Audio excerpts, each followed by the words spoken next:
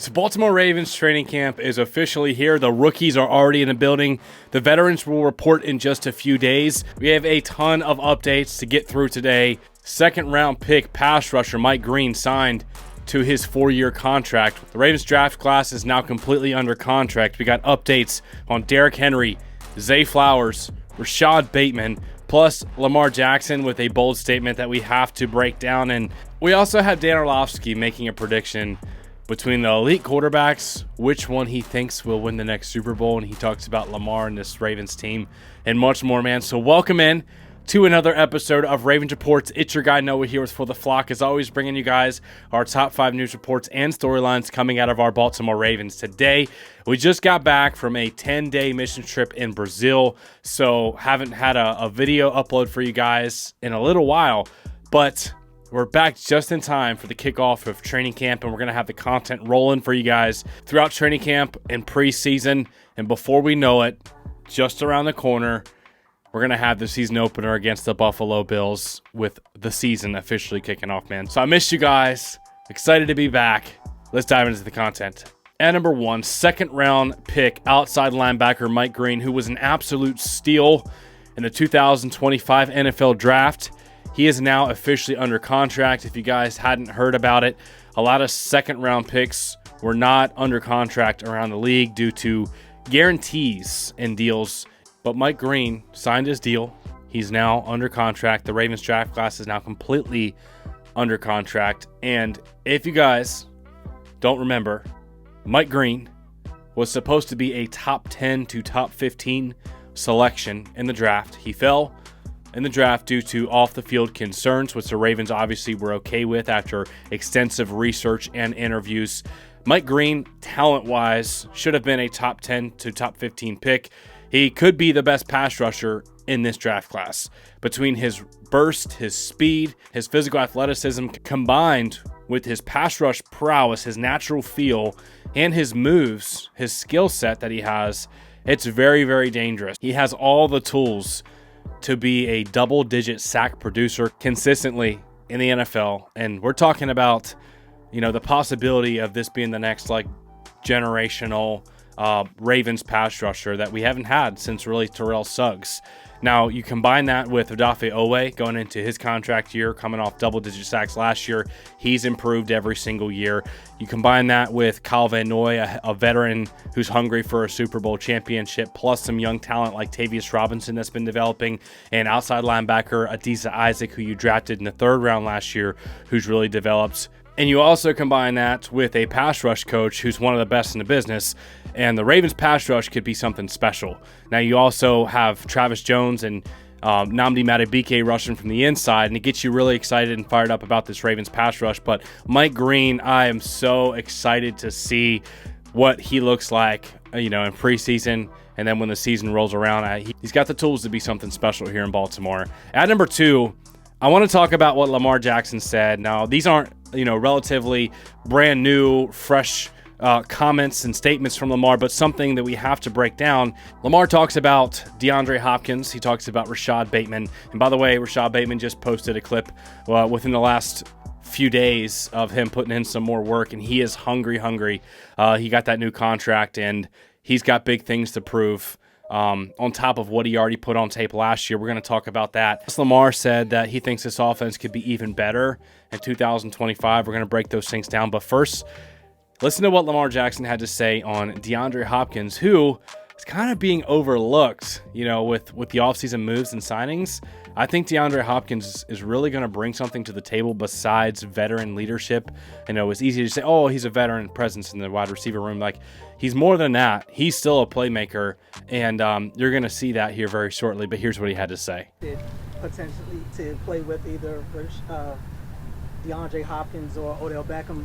Have Hopkins now. Yeah. What does it feel like to get him on this team now? Man, I'm just that guy dope, man. He's different, man. I seen him. I threw him a shallow today. He caught the ball so smooth, got up. I don't even think he put his other hand on the ground to get up. He just caught the ball and just started. I'm like, bro, that's some vet type stuff, some super vet type stuff. It's just dope to have him, man. I'm looking forward to throwing a lot of touchdowns to him this year. How much better do you think this offense? Yeah, it was pretty darn good last year. We was pretty good last year, but I always tell you guys the sky's the limit. You know, we never know until we out there. And I believe we'll be a lot better this year as well. Yeah, I do. We had weapons last year, but you got D-Hop, a new addition.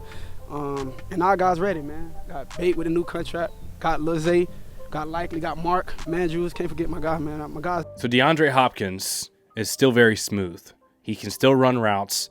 And I don't know if you guys saw it, but in one of the workouts, DeAndre Hopkins actually posted one of the top speeds among all the Ravens in the workouts, well above 20 miles per hour. So DeAndre Hopkins is still moving well. And also with veteran receivers like this, one of the things that they don't ever really lose is their hands and their body control. Like even if they slow down a little bit, and DeAndre Hopkins has been known for his hands and his body control to be able to make those contested catches. And he adds some more size and length to this wide receivers core for the Ravens, plus the veteran leadership we just talked about. And man, I'm excited for DeAndre Hopkins. I don't think he's going to be like a 60 plus reception, 800-yard type of guy, unless one of the receivers were to go down with injury. But I do think he'll be like a 500 to 650-yard receiver with multiple big-time touchdowns, third down conversions, and clutch playmaking ability. That's what I think he's going to bring to this team. So don't sleep on DeAndre Hopkins. But one guy I'm definitely not sleeping on, if you guys have been watching this channel for a while, you know I'm absolutely all in on Rashod Bateman. I think his talent, coming out of the draft, I was so fired up about Rashod. He's one of the best route runners in the NFL. You combine that he has 4.4 speed, he can get behind the defense, and he's finally healthy. Here's what Lamar Jackson had to say about Rashod Bateman. Meal.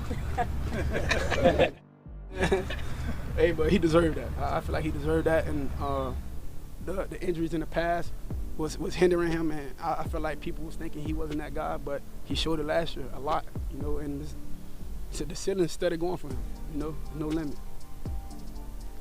So he's excited about that contract. He jokes like, give me $1 million. Give me $1 million of that contract that he just got. 756 yards last year on only 45 catches, and he posted 9 touchdowns. So basically about a fourth of his receptions resulted in a touchdown, and he averaged 16.8 yards per catch.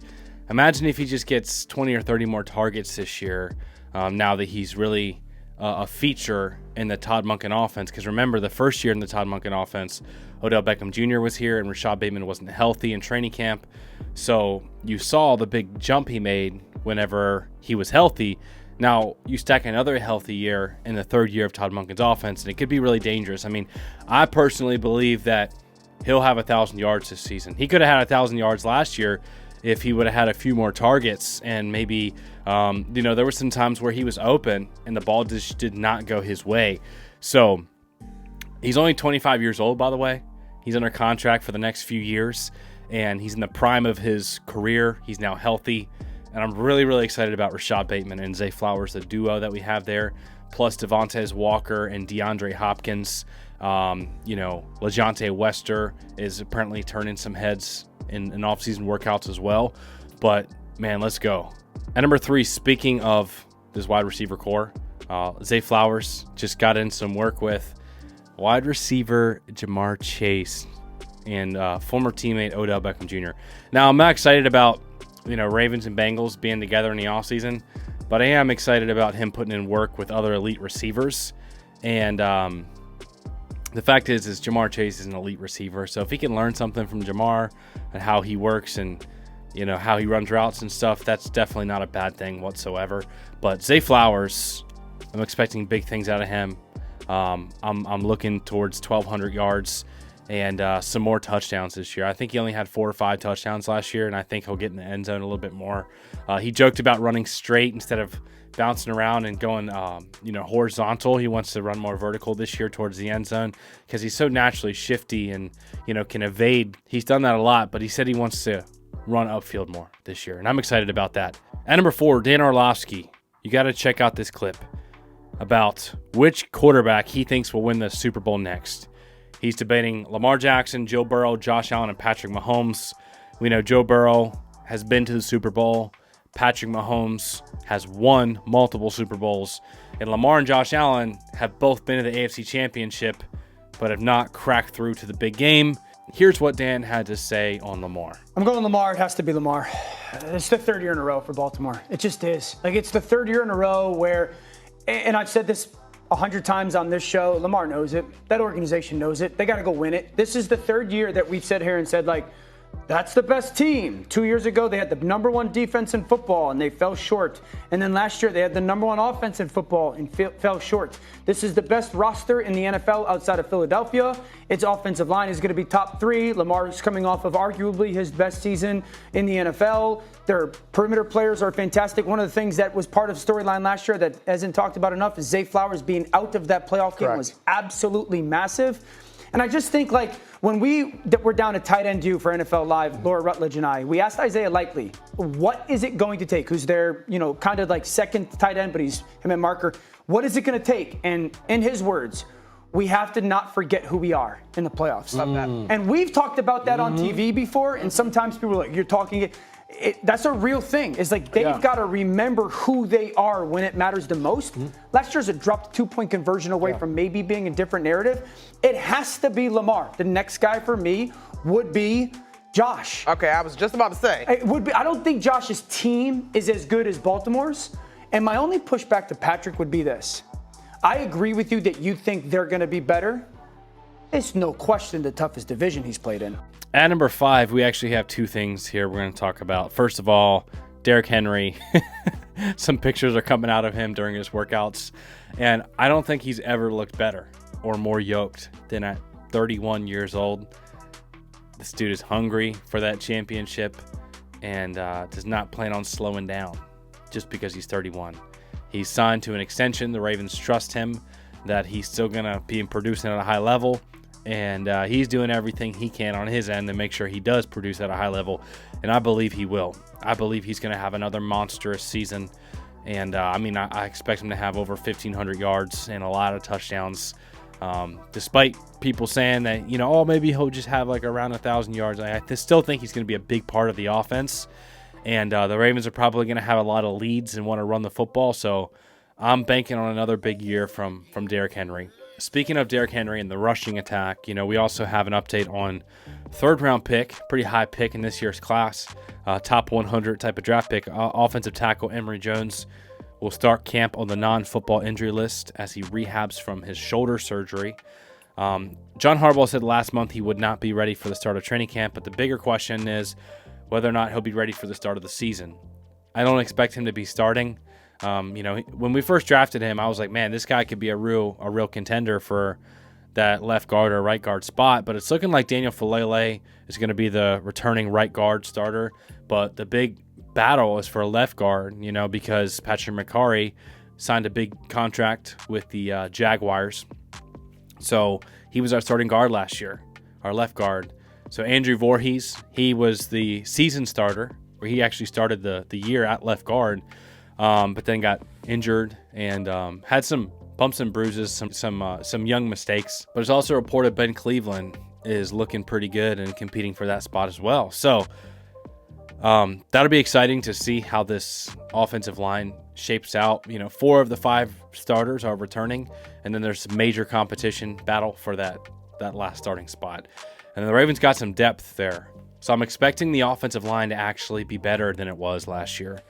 Now, it wasn't bad last year. It did get off to a slow start, before they found the right rotation and, started to click and gel together. Don't forget also they lost their offensive line coach, like literally before the season started. He passed away, and, they had to hire someone and bring him in and learn the system and all that stuff. But I think they're going to get off to a better start, a faster start, gelling together and giving Lamar Jackson time. Because when Lamar Jackson has time, statistically, he's the best quarterback in the NFL.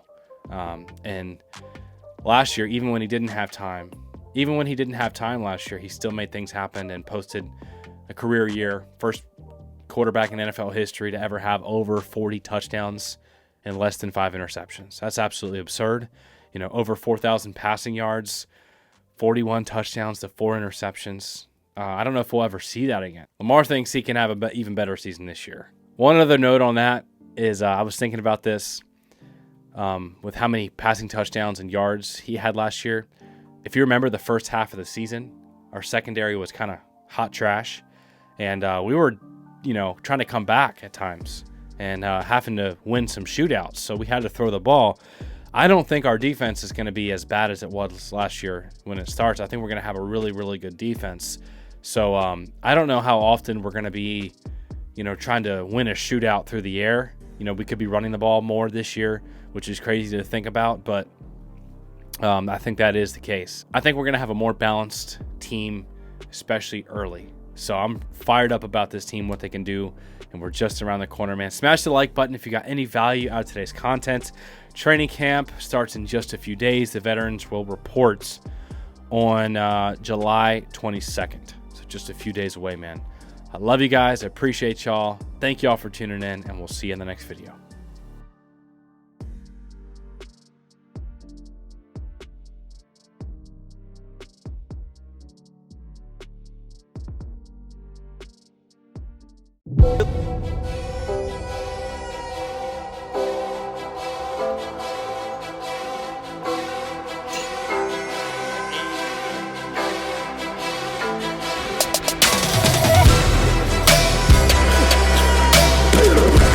When he wasn't looking, he ran me over.